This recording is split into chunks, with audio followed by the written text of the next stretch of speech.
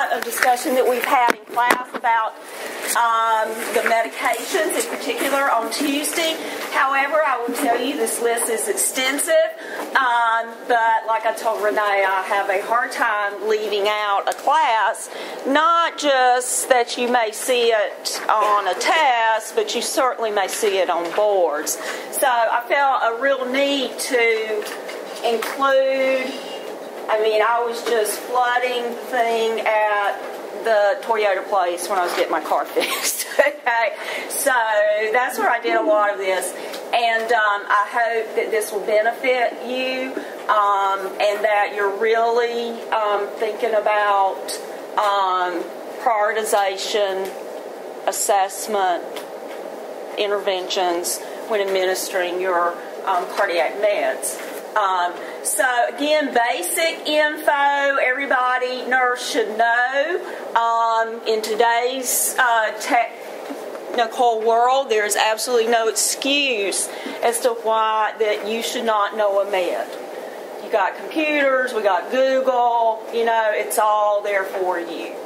Always, again, in first year, when they start to give meds, they are so task-oriented that I have to say, wait a minute. They want to go and fix up the meds and give the meds and, oh, I did such a great job. Well, you forgot one thing. You didn't look at the patient. Okay, so unless your patient is in a respiratory cardiac distress or code situation, you always assess your patient. You may not be able to go in there, and the real world is such that you can do a full head-to-toe assessment. But by dog, you are getting as much information as you possibly can before you give the meds, okay? This is obvious to you. With a lot of my students who come to me, I always say err on the side of caution. You can always give more of a med, but you know what? We can't get it back out of that gut. So, or IV, or whatever the situation. So, good common sense. This is review. You guys should be, my thing is thinking about this, in particular with our cardiovascular, our renal compromise, our liver compromise. You need to be taking in consideration age, BMI, labs. I'm adamant about labs before people are giving what they are supposed to give. Why? Because, again, you can always give more. But once it builds up and it's toxic in their body, then it can take days for us to truly see maybe what the mental status of that patient is. So, again, these are just good common sense things I want you to think about. This is something else I point out in clinical. They've given something, I said, well, look, it's an Excel. When do you reassess? You don't need to go back and reassess in 30 minutes to an hour. When's that peak going to occur? And they have to know that. They have to think about that, and then they'll say, okay, I'll check it at this time. So all of these things become very, very critical in your interventions, assessments, etc. This is something I put up because you know how I am about understanding the body.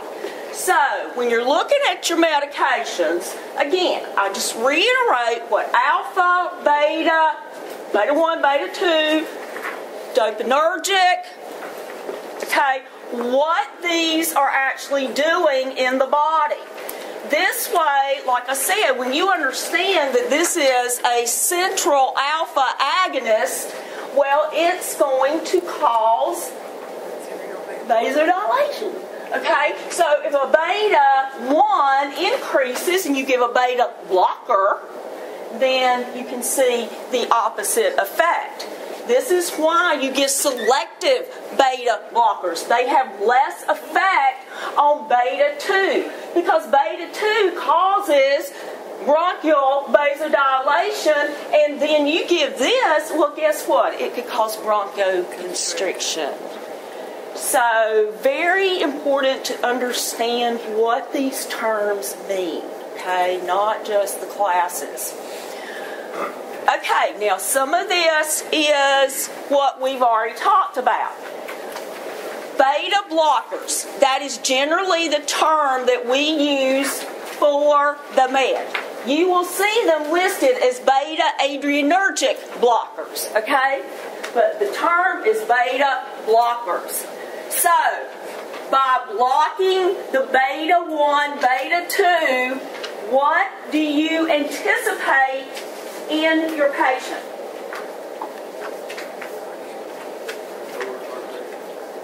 Lower heart rate. What else?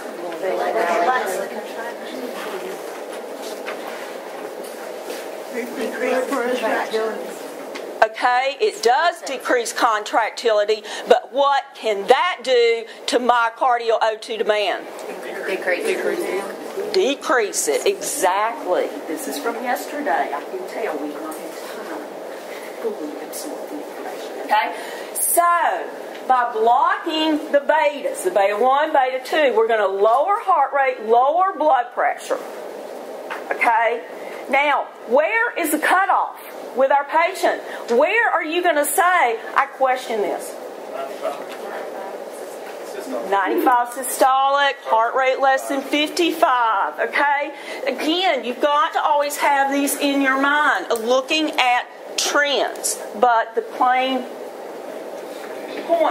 point I'm trying to make about this is, you know, all you've got is a question on a test.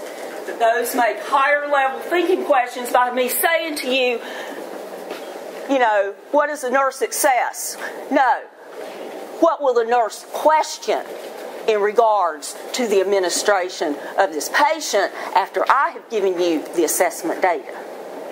What will you question that makes you go to a higher level of thinking, which is where you got to be, okay? So, big point with this. Move away from first year. Move to second year, decreasing the workload, that myocardial O2 demand, so the heart doesn't have to work so hard, okay? Beta blockers can cause problems. You guys are not aware of this. You will be in 213. I will teach you EKG interpretation. There are some situations where they're contraindicated. Right now, remember about your pulmonary system, okay? We have a lot of compromised patients that already have bronchoconstriction with our COPD. So you should not only be assessing that blood pressure, heart rate, cardiac assessment for perfusion, you should be assessing your pulmonary status as well. Yes, because you gave a beta blocker, okay? So those are things I want you to remember.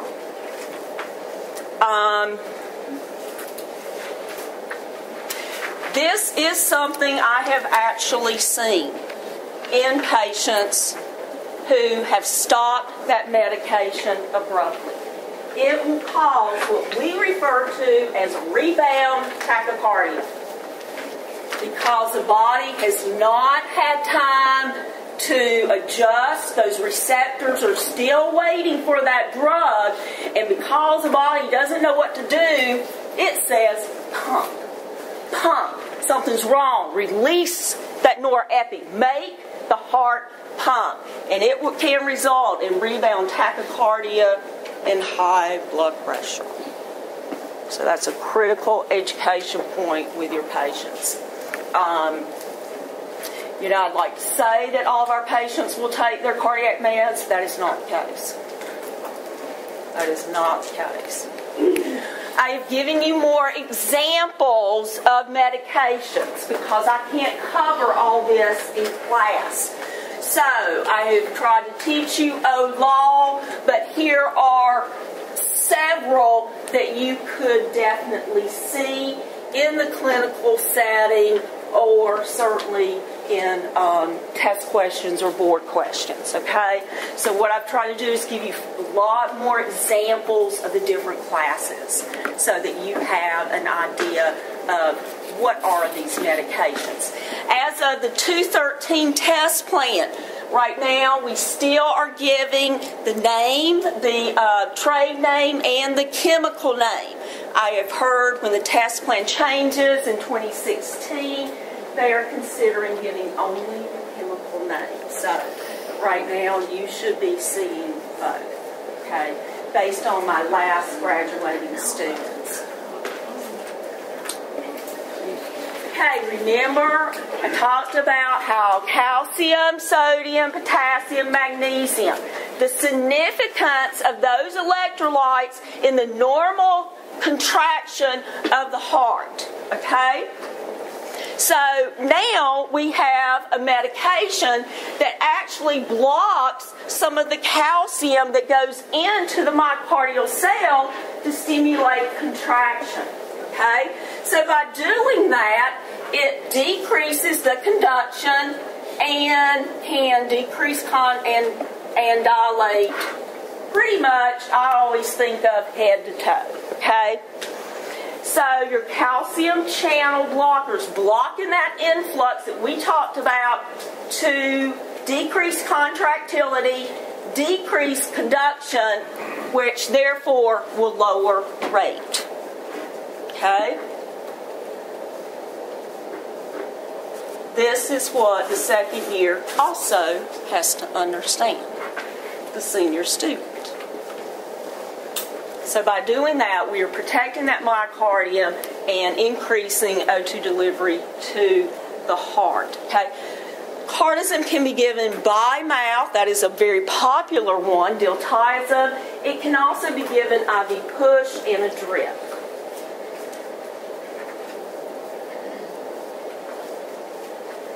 So, therefore, it can be used with dysrhythmias, pain. Prince Metals is coronary vasospasm. We do use it with the intracranial hemorrhages. It is called nifedipine.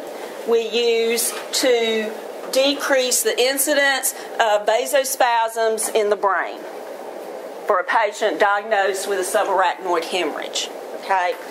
The big thing you really need to monitor with your patients taking calcium blockers is, again, monitoring that heart rate, blood pressure, thorough cardiac assessment that includes head to toe. Okay?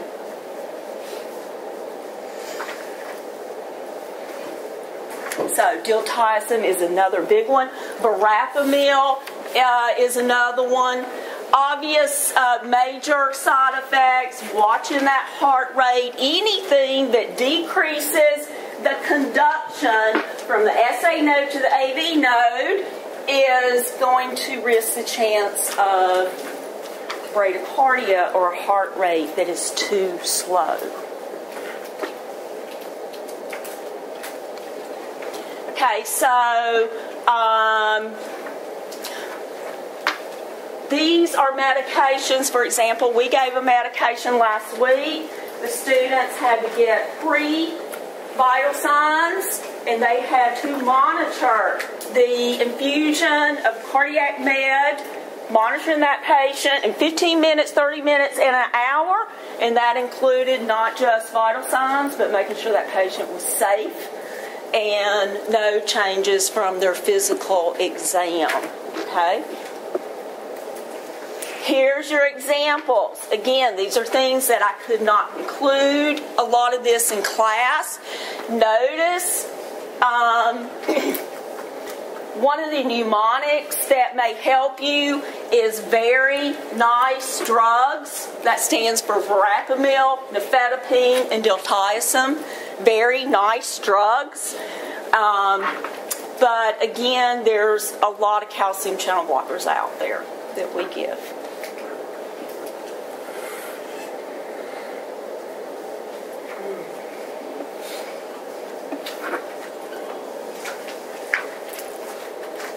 Hanging in there? You good? Everybody good? Okay. Now, I put this in just so you have a visual, okay? Because guess where we're going next? This is like I tried to draw on the board. So right here would be your Tecturna, your renin inhibitor. Okay? So right here, here to here, this is your ACE inhibitor. Your ACE, angiotensin converting enzyme inhibitor. This is where it's working, right here, okay? These are your ARBs, right here. They're going directly to here, your ARBs, okay?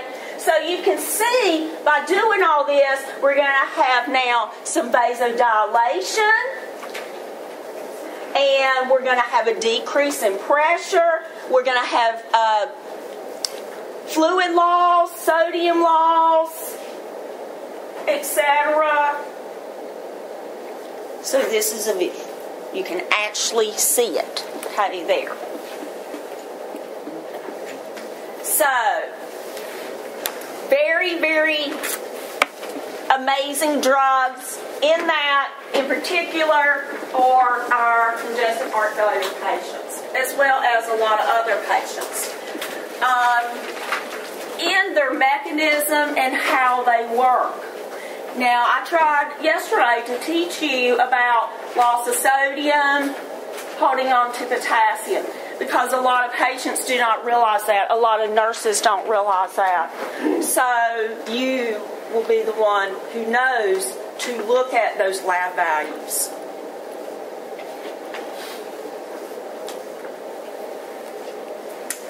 Big problem with ACE inhibitors is this, guys. Most patients tolerate them very well, but that increased release of bradykinin causes that nasty, dry, hacking cough in some of our patients. And if that's the case, it bothers them, then this is when they'll often change them over to the ARB. Okay?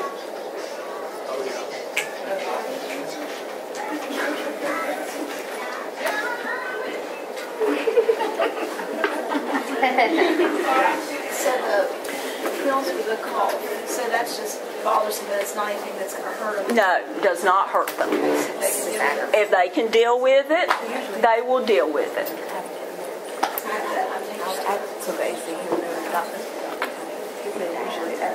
It's written. And that is true. As one of the students was saying, it is usually the African American population that will develop the cough. It's your African Americans that will often develop the angioedema, okay, from your AR. Huh? Your hand.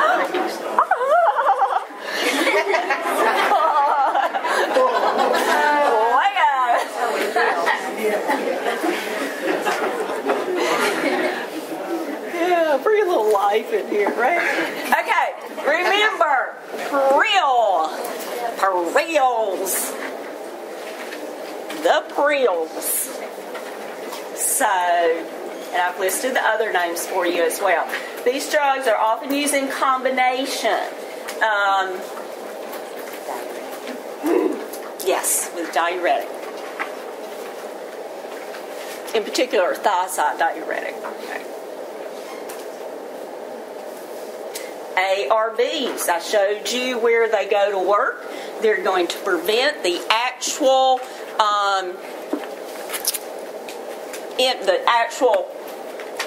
what do you call it?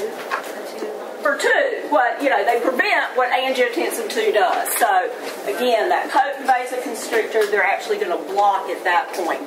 These are, a lot of my students, I tell them, those are your sartans.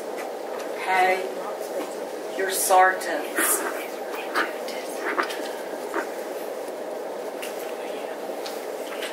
Here's some more. I did add some more, just so trying to give you a wide range. These are probably more of the ones you see most often. Your Cozar, Divan, Atacant. These are some others, though, that I found. Your sartans. Okay. Didn't spend a lot of time with this, but we do have medications that actually are direct dilators, okay? The beauty of them is they can be given in different forms, and because they're an arterial vasodilator, they not only help with blood pressure, they decrease afterload. Now, why is that important? What are we doing to the body when we decrease afterload?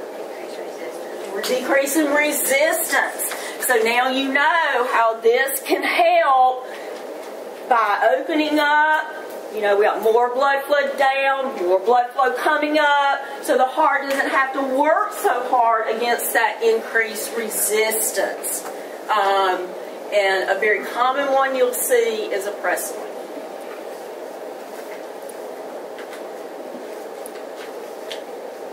Okay, so the beauty of some of the arterial vasodilators, okay? Another one is, well, we'll go there. I'll probably have it on here. So, see, now that you understand afterload, I hope you can visualize that, how that truly helps the heart not to work so hard.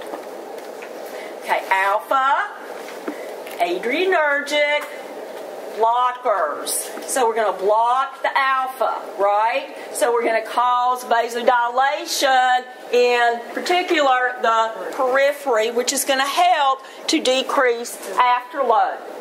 So that in turn helps these patients, which the majority of them are, clot from little head down to our toes.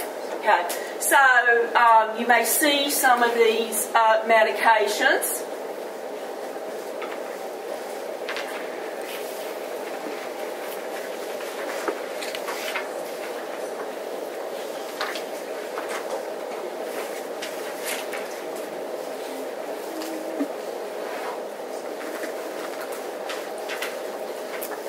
And these are the ones most commonly see. And you don't see a whole lot of them anymore because of how they are directly affecting the periphery. In some of our patients, that actually cause the heart to work harder. Because it didn't have any resistance to pump against, and actually cause some patients to go into heart failure, and that's why it says this. Okay, but just in case, you may see that on boards. Okay, to let you know, your vasodilator will be on your test. I think I'm using nitroglycerin. I'm not putting your alphas on there. Okay? Another alpha agonist. So we're blocking the periphery. This blocks alpha-2 as well, which actually can have some effect on the arterial system, but primarily the periphery. This one is, the one that you'll see most often is referred to as clonidine or catapress, okay? That's an alpha agonist. So, again, I'm trying to get you to start thinking about, well, if you're on all these meds, then you're probably clogged from your head to your toenail. And in a lot of our patients, we have to treat that.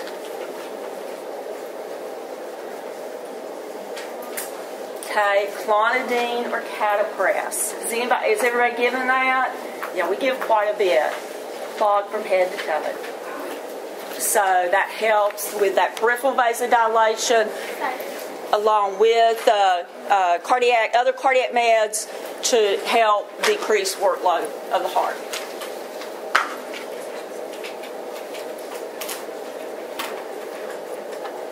Y'all good? You hanging with me? Okay, I know it's hard. Okay, big now. Of course, what you see in your exam is statins. There's statins. Okay, remember I already told you, a good nurse knows where a total cholesterol should be, where an HDL should be, where an LDL should be. da-da-da, okay? Because that way you know why you're giving what you're giving and you're not a pill pusher. Okay, so by these implementation of these meds, I've included pretty much all of the cholesterol meds, but your big one is this one. Your statins is the big one, okay? Now, I've given you examples. Well, I shouldn't have listed. This is what they do, okay? I listed it twice, but this is what they do. HMG, that's what they're called. These are, you can see, they have this kind of statin. And this is the class they are in. HMG, CoA reductase inhibitors. That is their actual class. Zocor is real popular. Zocor is very popular. We give a lot of Crestor on Neuro at night, too. We do have patients that are on these meds, the statins, and they're still having problems with cholesterol. And if that's the case, they will often prescribe another medication. This is a cholesterol absorption inhibitor, and it is called Zetia. In addition to. That's like with the bile acid, like if that doesn't, you don't see that much of that anymore. Okay, these have taken over right here. And see, a lot of you can't imagine. I know. You don't realize how old I am. Okay, I remember when this came out. Okay, I actually did drug testing at one part of my life, and this is what I tested. Okay, and when it first came out, a lot of people and doctors were very, very skeptical about the medications, okay, because of the liver. The liver, it causes damage to the liver in rats. It causes damage to the liver in rats. Well, you know, it takes a good 5 to 10 years for everybody to realize, well, that was a rat. You know, and, you know, you want to die of heart disease or you want to take this, and now the studies show it really, unless you are abusing your body, it has minimal effect on the liver in the adult. Okay, so that's just how it goes in this country. So now everybody's on it, okay? Nitrates. Again, nitrates also listed as vasodilators. Those are the ones to help treat your coronary, in particular, vasoconstriction. And this is like your nitroglycerin that you would see.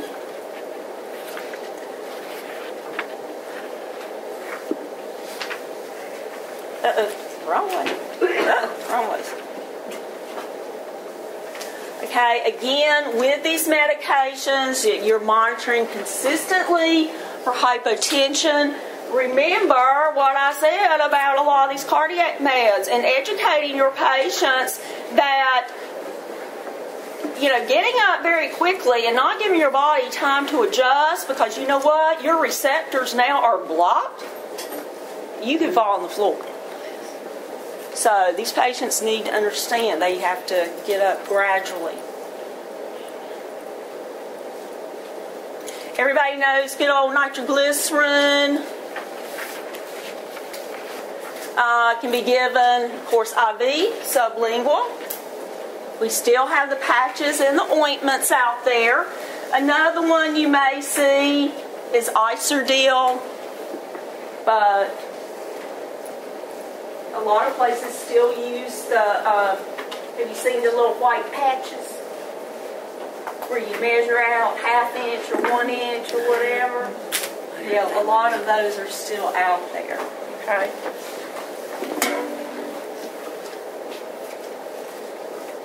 This is just your nitroglycerin. You've already got information about that. Another biggie. I didn't go into depth. But there are several types of Diuretics, okay? And you learn with congestive heart failure that this becomes very important, and not just to get rid of the fluid, but monitoring our electrolytes as well to not cause more problems. Your thiazides are actually weak. They're pretty weak. But, like I said, they can be given by themselves if it's someone who's just been identified with high blood pressure, but usually they're given in combination with like an ACE inhibitor, okay? Hydrochlorothiazide, this is an old drug. Rarely see this unless I got some old codger that's been on it forever. Xeroxone, okay? But thiazides are pretty much, they work, but they are weaker. Here's your most potent. Here's your loops. Your loops can be given by mouth, IV. Your most common one is Lasix. Okay? Some of you still may see Demodex or Bumex out there. But the most common is Lasix. That's what I see most of our hospitals stocking. Okay? It's very potent. You give it, you better be monitoring your labs, your blood pressures, your cardiovascular assessments, and making sure you're evaluating urine output. This is another, again, it's a weak diuretic, but it can be very beneficial in patients with long-term congestive heart failure. Maybe they have dysrhythmias, and what this medication does, it's spirulactone or aldactone. Basically, it's going to cause loss of sodium in water, but hold on to that potassium. And in a lot of our patients with congestive heart failure and dysrhythmias, that becomes very, very important. If you didn't know about these, there's a class called osmotic diuretics, often used with your neuro patients that have increased ICP. It causes osmotic diuresing, and one big one is mannitol. Okay, mannitol actually crystallizes. pH is osmotic, it has osmotic diuresing.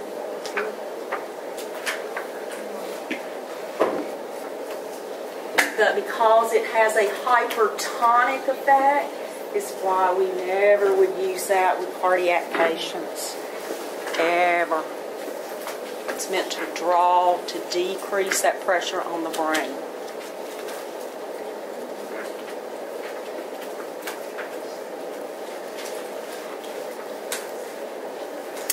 Okay, with your diuretics, I've already said monitoring I's and O's, cardiovascular, respiratory, renal. Again, making sure that these patients are being looked at head to toe.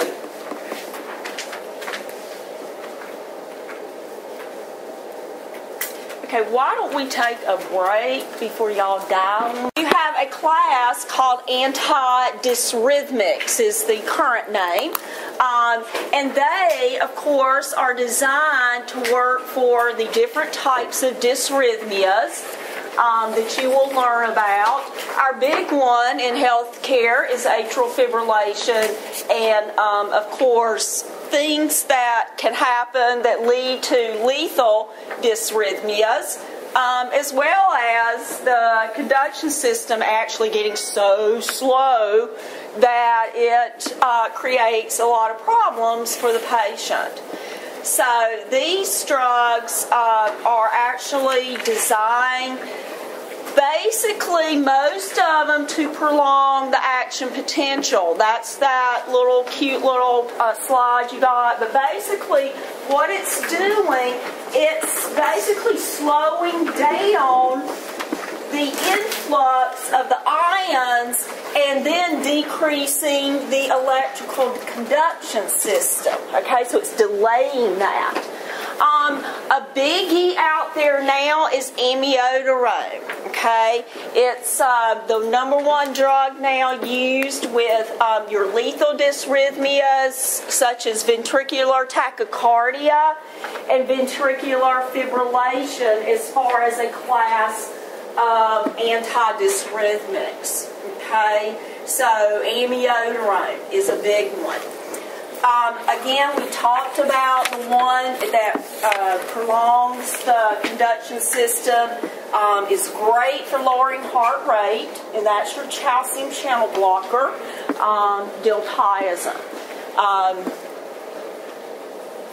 But as far as, I don't want to confuse you, but as far as a class of antidysrhythmics, this would be your biggie, okay, is amiodarone. Others are lidocaine, Pronestal. The guys, they're not used that much anymore, but they're still out there. Amiodarone has taken the lead.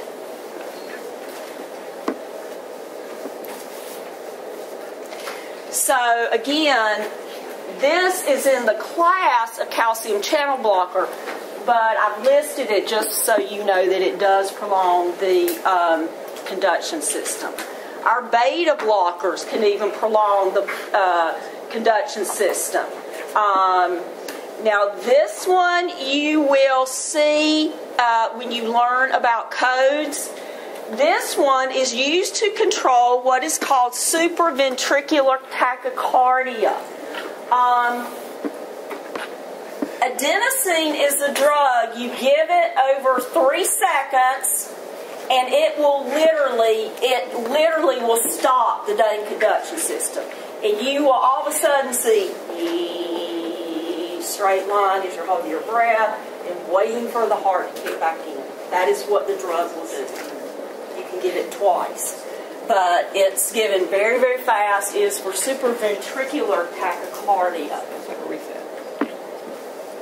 But it literally stops the conduction system to reset.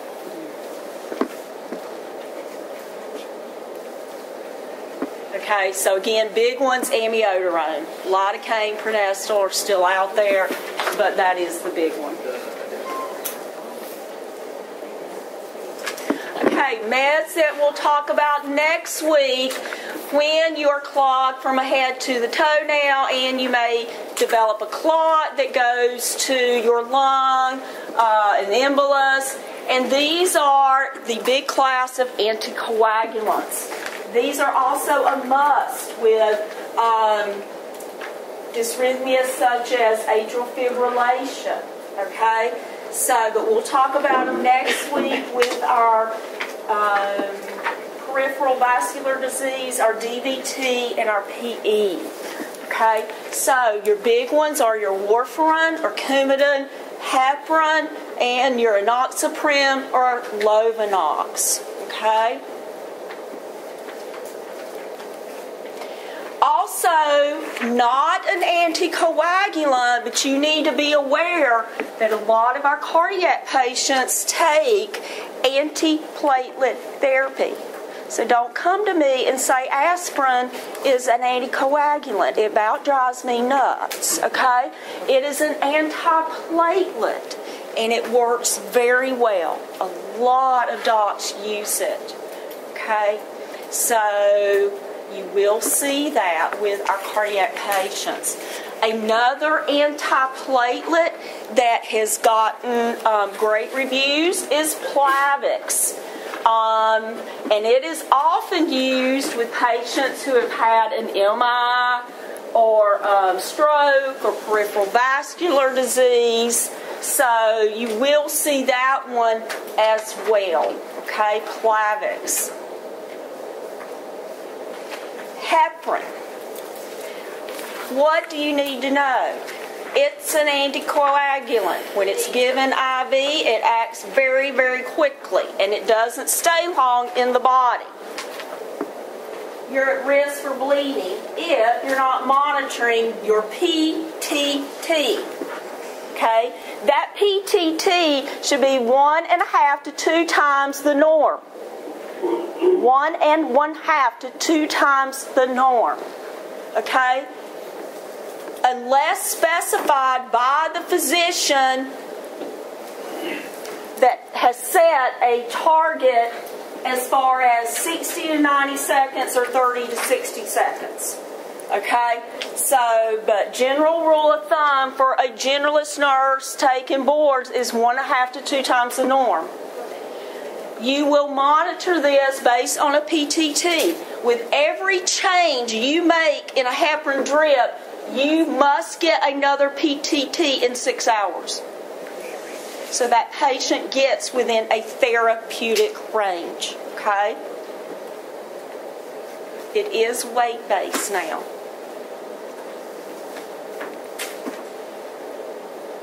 Which is kind of referring to this. Weight-based meaning the physician wants a low target range, an intermediate, or a high target range. Okay, I have seen ranges, again, 90 to 110.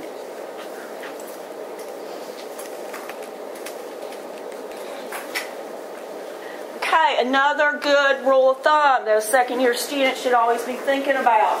Your patient has any type of IVs, in particular central lines, the big time if they have an epidural, that is a red alert. Epidural patients should be bracelet that they have an epidural.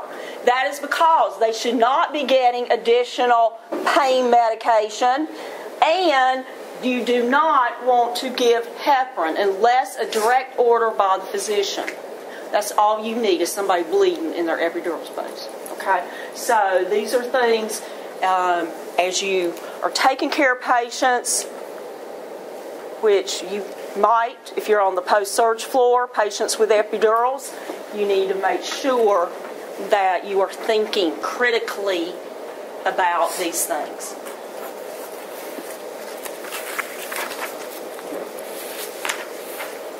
Warfarin, again, it's been around forever.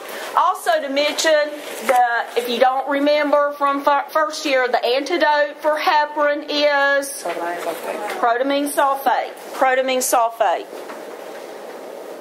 Warfarin, okay. What is the antidote? Vitamin K. Okay.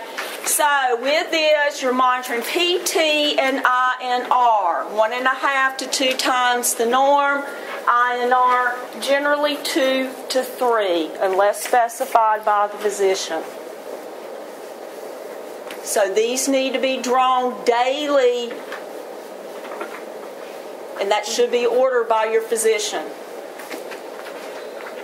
Guess what? We're coming around with new meds. This one you don't have to monitor PT and INR, and that is Xarelto. Okay? The problem I'm seeing in the hospital is that some of our patients' insurances will not cover Xarelto. Okay? So they end back up on something else. Okay? Who's the hospital monitoring anti-10A in that row in? Huh?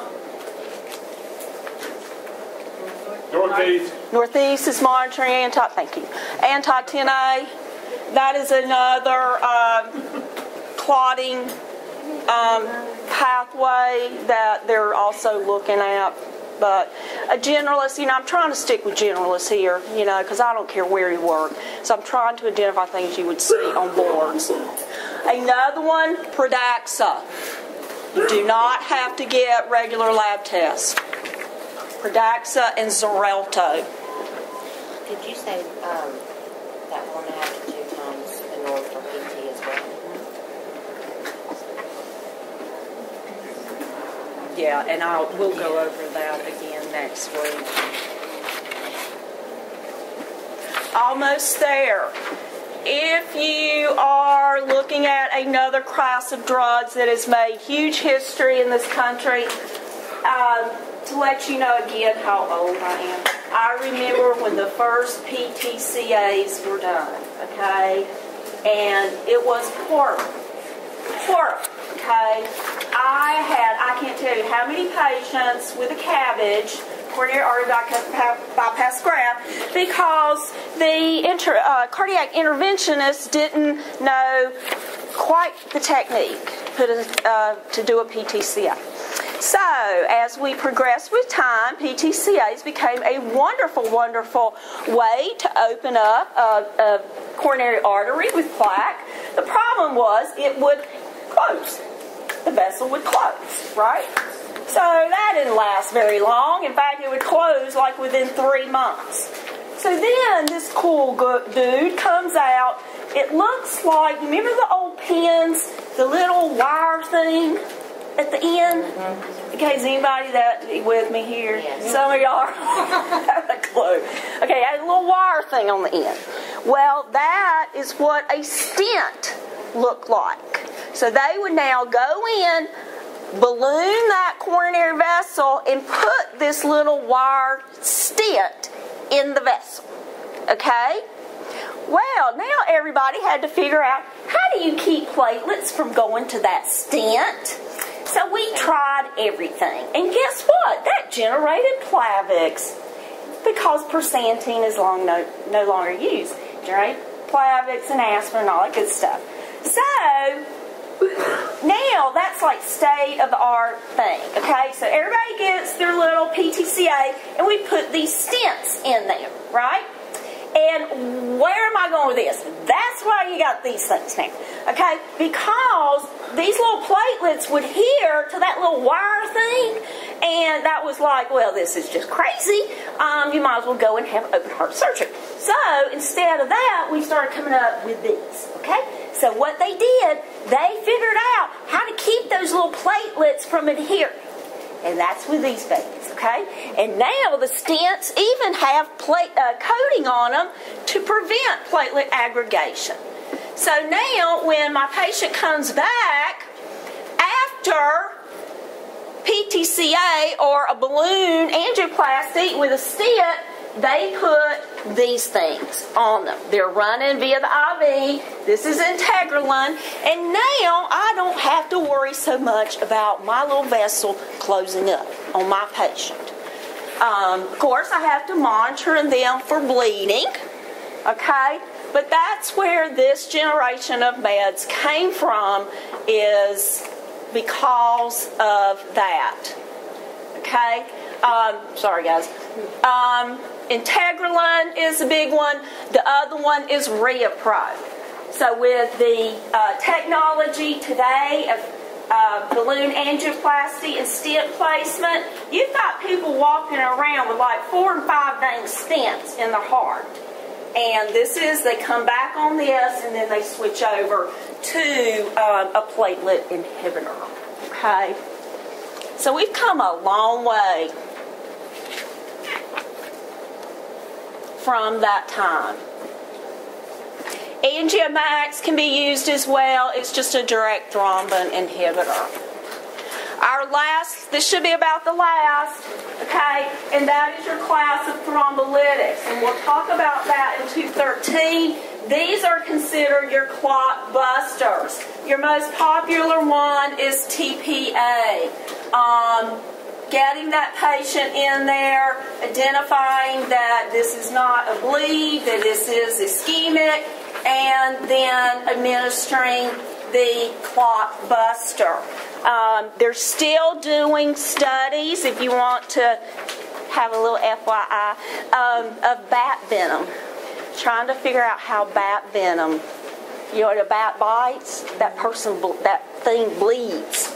And so they're trying to figure out how can that be used, you know, with a clot, that venom. Everybody get it? Isn't that cool? Okay. So TPA is a clot buster. And these are going to be used more and more with protocols in place. Alteplase is another one. Oh, I'm so sorry. But these are used more and more as hospitals get on the bandwagon about getting them in and diagnosed. Last but not least, the meds that can increase contractility. This one is considered a cardiac glycoside. A glycoside is increase in contractility. Okay? So it does that, and that really can help your patients with forceful contractions so it doesn't work so hard. The big one, IV, that you'll talk about in 213 is dobutamine. Dobutamine is one we use. If you are on death's dying door, which you'll learn next semester with your cardiac stuff, we're going to be giving you your natural catecholamines, epinephrine and norepinephrine. Okay? And that's what you're going to learn in 213 with our patient in shock. I don't give a flip if you have feed at this time. I will make your pressures rise no matter what. So we'll talk about that. Thank you for your attention.